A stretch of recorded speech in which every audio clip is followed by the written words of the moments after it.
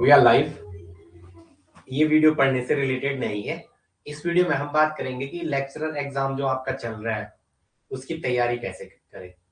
देखो, आयोग ने सिलेबस दे दिया और वैकेंसी जारी कर दी है। दूसरी बात, इसमें जब भी आप फॉर्म भर रहे हो तो पहले उस वाउचर जो दे रखा है उससे पढ़ लो, ठीक है? क्योंकि पढ़ने से दिमाग में चीजें ज्यादा समझ में आती है, ठीक है? आप उसको पढ़ो, उसमें क्या क्या बेसिक नीड मांगेगा। अब दूसरी बात, सबसे बड़ा इश्यू है कि इतने कम टाइम है, टाइम कम है, 3 महीने का। वह भर्ती तो ये पहले की है, वैकेंसी जो है ये 1 साल पहले की है, लेकिन फिर भी इतने कम टाइम में आज हम देखेंगे कि तैयारी कैसे करें।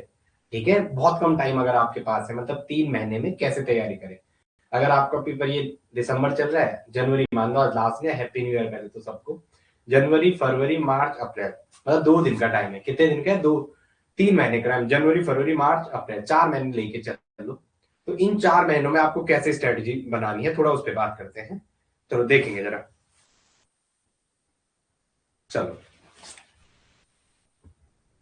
देखते हैं जरा। पहले क्या क्या है, पहले आप अपना सिलेबस को कैसे कम टाइम में डील करना है। देखो, सिलेबस को हमने यहाँ 3 पार्ट में बांटा है। पहले मैं ऑर्गेनिक की आपको स्ट्रेटजी बता रहा हूँ। अगर आप ऑर्गेनिक शुरू कर रहे हो तो ऑर्गेनिक कहाँ से शुरू करनी है। जो नए बच्चे इस वीडियो को पहली बार इस चैनल पे देख रहे हैं, ठीक है, हमारे प्लेटफॉर्म का नाम तो ये है, एप्लीकेशन आपको इस नाम से मिलेगी, एंडेवर टू सक्सेस के नाम से, ठीक है? आपको इस एप्लीकेशन का नाम, ये हमारा एप्लीकेशन का नेम है, name of application, okay, endeavour to success, सफलता के लिए प्रयास। मैं आपको थोड़ा स्ट्रेटजी बता रहा हूँ। इसमें कुछ ऐसे होंगे जो पहली बार तैयारी कर रहे होंगे, कुछ ऐसे होंगे जो बहुत कम टाइम बाद तैयारी कर रहे होंगे। हैप्पी न्यू ईयर बेटा, ठीक है? चलो देखेंगे जरा। सबसे पहले आपको क्या करना है, किसी भी, आप ऑर्गेनिक से मैं स्टार्ट बता रहा हूँ। अगर आपको स्टार्टिंग करना है, जीओसी, जर्नल ऑर्गेनिक केमिस्ट्री को पकड़ना है। पहले हैंड जो आपके आएगी वो जर्नल ऑर्गेनिक केमिस्ट्री आएगी, ठीक है? तो एनसीईआरटी तो आप पढ़ते हुए, तो नॉर्मल सी बात है, ये हर कोई बोलता है, ये तो आपको पढ़ना ही है, ये तो आपको पढ़ना ही है। लेकिन अगर आप बहुत अच्छे से पढ़ते हो, जैसे आपने पहले जीओसी शुरू किया और जीओसी के पैरेलल आप स्टीरियोकेमिस्ट्री लेके चल रहे हो, देखो आपको ये नहीं सोचना है कि टाइम कम है, ये होगा, बिल्कुल नहीं। आप जो पढ़ो उसमें से क्या पेपर में कर पा रहे हो, सबसे पहले आपके दिमाग में टारगेट ये होना चाहिए। तो जीओसी के साथ आप स्टीरियोकेमिस्ट्री 2 टॉपिक लेके चलो, इनको 8-10 दिन में खत्म करो। जब आपको ये आ जाएगा, फिर आप उसके बाद ये रिएक्शन, ये इंटरमीडिएट शुरू कर दो।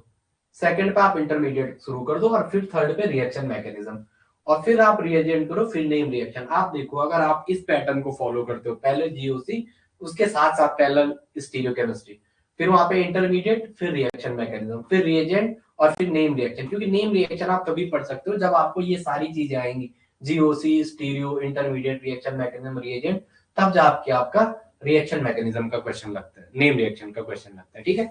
तो ये तो ऑर्गेनिक की स्ट्रेटजी, और साथ में आपको एनसीईआरटी करना है। बहुत ज्यादा नहीं सोचना है, जो आप पढ़ रहे हो उसको मल्टीपल टाइम रिवीजन करना है। एक वो है, अगर आप एक चीज को 10 बार पढ़ते हो तो आपको चीजें खुद ब खुद आपके दिमाग में रहेगी। ये मैंने ये पैटर्न आपको ऑर्गेनिक के लिए लेके करना और एनसीईआरटी लेके चलना। और साथ में इसके, आपके पास टाइम कम है, मॉडर्न एबीसी, अगर आपके पास मॉडर्न एबीसी है तो ठीक है, एक ये बुक भी अच्छी है, मॉडर्न एबीसी, और एक साथ में है प्रदीप पब्लिकेशन। एक साथ में क्या है, प्रदीप पब्लिकेशन, ठीक है? अब आ जाओ, एक सेकंड टॉपिक ये है आपके पास, इनऑर्गेनिक केमिस्ट्री, इसको कैसे डील करना है। देखो, इनऑर्गेनिक केमिस्ट्री में मैं आपको सीधा कहूंगा, पहले आपको एनसीईआरटी लेके चलना है। एनसीईआरटी पढ़ना ही पढ़ना है, क्योंकि एनसीईआरटी से कुछ क्वेश्चन डायरेक्ट आ जाते हैं। और अगर आपके पास, इससे भी बड़ी बात, अगर आपके पास इन सब की स्ट्रेटजी के लिए एक आपके पास आपका क्लास नोट्स होना बहुत जरूरी है।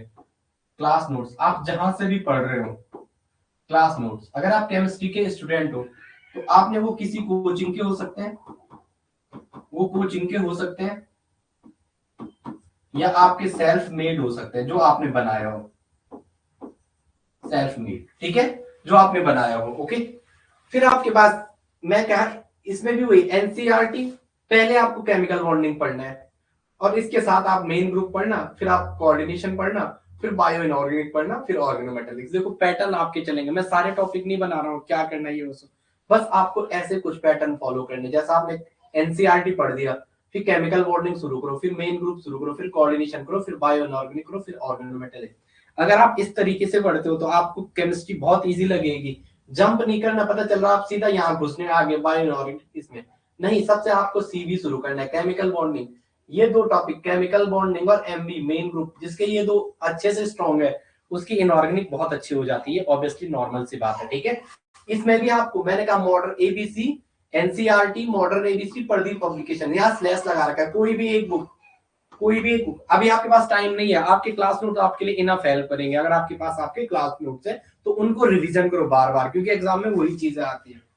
फिर फिजिकल केमिस्ट्री क्या है, देखो इन सब के लिए मैं आपको बार बार कहता हूं, आप आपके पास अभी इतना टाइम नहीं है, क्योंकि यूकेपीएससी कुछ इस बार थोड़ा लेवल बढ़ाएगा, लेवल थोड़ा मॉडरेट टू इजी मॉडरेट, और 8-10 क्वेश्चन, 10-12 क्वेश्चन, मतलब 20 क्वेश्चन ऐसे रहेंगे जिसको थोड़ा ठीक ठाक लेवल के होंगे, तो आप ये मान के चलो वो 20 क्वेश्चन गैप क्रिएट करवाएंगे। देखो 50% पेपर तो सबके लिए बना होता है, 50% तो सबके लिए बना होता है, 50% हर कोई कर पाए पेपर में, एग्जामिनर ऐसा होता है। इसके बाद का पेपर बचा रहता है आपका 20 और 10% ऐसा, ये 50% में ऐसा रहता है, ये वेरी इजी रहता है, इजी। ये मॉडरेट आ जाता है, मॉडरेट, और ये मॉडरेट और ये तो ये थोड़ा हाई लेवल के रहेंगे, तो ये मॉडरेट और हाई के बीच, ये इन मॉडरेट और हाई के बीच में रहेंगे। तो ये जो यहाँ से 10 क्वेश्चन यहाँ से और 10 यहाँ से, ये 2 क्वेश्चन आपके गैप क्रिएट करवाएंगे कि आपको कहाँ मेरिट में आगे बढ़ाएंगे, ये क्वेश्चन आपके डिसाइडिंग फैक्टर होंगे। लेकिन उससे पहले मैं आपको बता रहा हूँ आपको इनऑर्गेनिक की स्ट्रेटजी। इस वीडियो में बहुत सारे बच्चों का था कि स्ट्रेटजी बताओ कैसे करें। देखो जो हमारे साथ पिछले 1-1.5 साल से पढ़ रहे हैं उन्हें कोई इशू नहीं है, वो आप सीख चुके हैं, लेकिन जो नए भी है बिल्कुल घबराने की जरूरत नहीं है, आपको सिर्फ केमिस्ट्री पढ़ना है, यहाँ आपको रटना नहीं है कि कौन सा क्या है, या तो आपको सिर्फ कॉन्सेप्ट पढ़ना है और उस कॉन्सेप्ट का एप्लीकेशन लगाना है। देखो आप एनसीईआरटी शुरू कर देना पहले, उसके बाद केमिकल बॉन्डिंग मेन ग्रुप, फिर कोऑर्डिनेशन, फिर बायो इनऑर्गेनिक, फिर ऑर्गेनोमेटेलिक्स, फिर और टॉपिक। मैंने लिखे नहीं है, आप ये मत सोचो मैंने नहीं लिखे। उसके बाद आप कोई भी टॉपिक पढ़ोगे तो आपके दिमाग में वो छप जाएगा, अगर आपने ऐसा पैटर्न फॉलो किया। और इन सब के लिए, इन सब की एक फेवरेट बुक आती है पीएसपी, एक है पुरी शर्मा पठानिया, एक है पुरी शर्मा कालिया, ये दोनों बुक है ऑर्गेनिक और फिजिकल के लिए। अगर आपके पास बीएससी में ये बुक है ऑर्गेनिक, इनऑर्गेनिक और फिजिकल के लिए, Puri Sharma Pathania and Puri Sharma Kalia, inorganic plus physical की दोनों की बुक है। लेकिन अगर आपके अच्छे क्लास नोट्स हैं, मैं एक बार बार क्लास नोट का जिक्र कर रहा हूं, अगर आपके क्लास नोट अच्छे हैं तो आपको इन बुकों की ओर भी जाने की जरूरत नहीं है, क्योंकि जो आपको पढ़ा रहा होगा वो यहाँ की चीजें आपके बुक में सबमिट कर रहा होगा, वो मतलब बुक में आपको सारा नोट करवा रहा होगा, तो आपका टाइम बच जाएगा। देखो ये स्ट्रेटजी है। और इसके बाद है मैं फिजिकल की बात करता हूँ, एक हमारा फिजिकल का टॉपिक है। देखो फिजिकल केमिस्ट्री मैं आपको बता दूं, ये बायो वाले बच्चों के लिए थोड़ा इसमें क्या होता है, बायो के जो बायो स्टूडेंट होते हैं वो कहते हैं सर हमें फिजिकल नहीं आती है, हमें क्या नहीं आती है, फिजिकल नहीं आती है। तो गलत है, आप ऑर्गेनिक पढ़ सकते हो तो फिजिकल क्यों नहीं आएगी, ऐसा नहीं है। आपको सिर्फ इसमें क्या होना चाहिए, थोड़ा बेसिक्स आनी चाहिए। अगर आपके बेसिक्स मैथमेटिक्स वाला, इसके लिए आपको सबसे पहले अगर आप स्टार्ट करो, स्टार्टिंग में आपको सबसे पहले आपको क्या करना है, बेसिक मैथमेटिक्स की 8-5-6 classes, basics of mathematics, basics mathematics, basic mathematics की क्लास आपको क्या करना है, बेसिक मैथमेटिक्स की क्लास कंप्लीट करनी है। मतलब ये आपको इनमें थोड़ा वर्क करना है। मतलब पहला जो मैंने यहाँ लिखा है बेसिक यूनिट कन्वर्जन, ये आपको आना बहुत जरूरी है, क्योंकि यूनिट कन्वर्जन अगर आपको आ गया तो आधा फिजिकल केमिस्ट्री आपकी खत्म हो गई, उसमें कोई इतना बड़ा इश्यू नहीं है।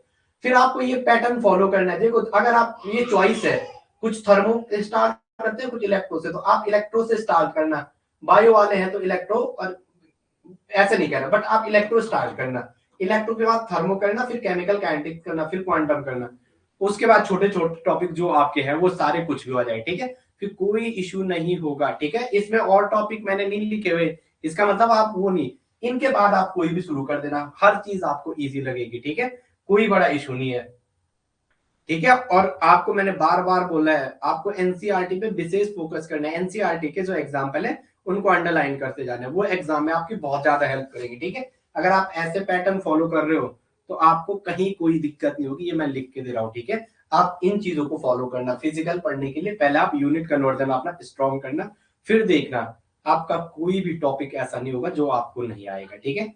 चलो फिर हैप्पी न्यू ईयर। ये वीडियो मैं अभी यूट्यूब पे अपलोड करूंगा, तो जितने बच्चे हमें यूट्यूब पे देख रहे हैं वो हमें हमारी एप्लीकेशन पे संपर्क कर सकते हैं। ठीक है, हमारी क्लासेस में कुछ भी चीजें बहुत डेप्थ में होती है, मैं आपको दिखा दूं, जैसे हमने ये पढ़ा हुआ है, जैसे कोई भी चीज यहाँ पढ़ी हुई है तो उसका डिस्कशन बहुत अच्छे से होता है, कोई भी क्लासेस है। ठीक है, एंडेवर टू सक्सेस हमारे एप्लीकेशन का नाम है। जैसे कुछ भी पढ़ा रखा है तो यहाँ कॉन्सेप्चुअली चलते हैं, कोई ऐसा नहीं है कि आपको ऐसा ना हो, हर चीज आपको देखो 11 12 से लेकर जैसे बॉन्ड ऑर्डर का क्वेश्चन आ गया या फ्रीक्वेंसी का क्वेश्चन आ गया, तो कुछ भी चीज आपकी बेसिक से चलती है। ठीक है, तो हमारी एप्लीकेशन का नाम स्टार्टिंग में लिखा हुआ था एंडेवर टू सक्सेस, और ये वीडियो आपको अमित कैम क्लासेस इस यूट्यूब चैनल पे मिलती है। और आप हमसे इस कॉन्टेक्ट इस पे भी कर सकते हैं। ठीक है, ये हमारा व्हाट्सएप और कॉलिंग नंबर है। ठीक है, happy new year once again.